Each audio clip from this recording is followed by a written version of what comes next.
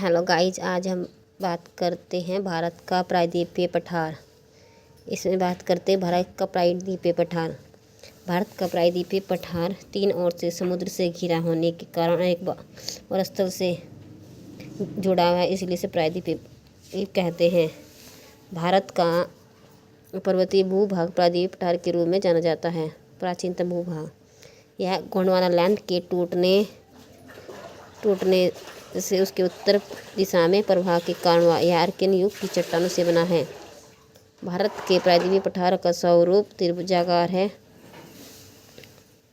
उत्तर में अरावली पर्वत, विंध्याचल पर्वत, सतपुड़ा पर्वत, मैकाले श्रेणी, महादेव पर्वत, कैमूर की श्रेणियां हैं। उत्तर पश्चिम में अरावली पर्वतमाला है।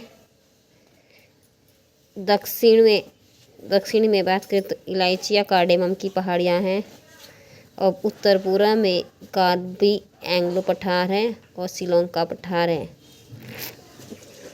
इसके पूर्वी सीमा पर पूर्वी तट और पश्चिमी सीमा पर पश्चिमी तट है। भूकंप आने की संभावना काफ़ी कम होती है। प्रायद्वीप ये भारत का क्षेत्रफल 16 लाख वर्ग किलोमीटर है। औसत ऊंचाई 600 से 900 मीटर है। उत्तर से दक्षिण में लंबाई 1600 किलोमीटर, पूर्व से पश्चिम में चौड़ाई 1400 किलोमीटर है। पठार के पश्चिम की ओर ऊंचाई तथा पूर्व की ओर ऊंचाई बढ़ने पर इसकी ऊंचाई काफ़ी कम हो जाती है। पश्चिम की ओर ऊंचाई कम है, पूर्व की ओर ऊंचाई अधिक है।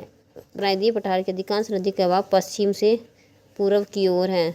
नर्मदा और ताप्ती नदी अपवाद है, क्योंकि नर्मदा ताप्ती का अरब सागर में भ्रंश घाटी से अरब सागर में जा गिरती है पश्चिमी घाट में। इनमें प्रमुख 4 नदियां हैं: नर्मदा, ताप्ती, माई, साबरमती। उत्तर की ओर प्रवाहित होने वाली नदियों में चंबल, सिंध, केन, बेतवा, सोन है। प्रायद्वीपीय पठार अनेक पठारों से मिलकर बना है। इसे पठारों का पठार कहते हैं। इसके विभिन्न भाग केंद्रीय उच्च भूमि के भाग हैं, पूर्वी पठार के भाग, उत्तर पूर्वी पठार और दक्कन का पठार। मैप में भी को दर्शाने की कोशिश की गई है कर्नाटक का पठार। इसी में हम बात करते हैं कि महेंद्रगिरी जो है भारत का सबसे दक्षिणतम पर्वत श्रेणी है। अनाईमोड़ी दक्षिण भारत की सबसे ऊंची चोटी 2695 मीटर। गाइज, चैनल पर उत्तराखंड आने वाले अचानक से संबंधित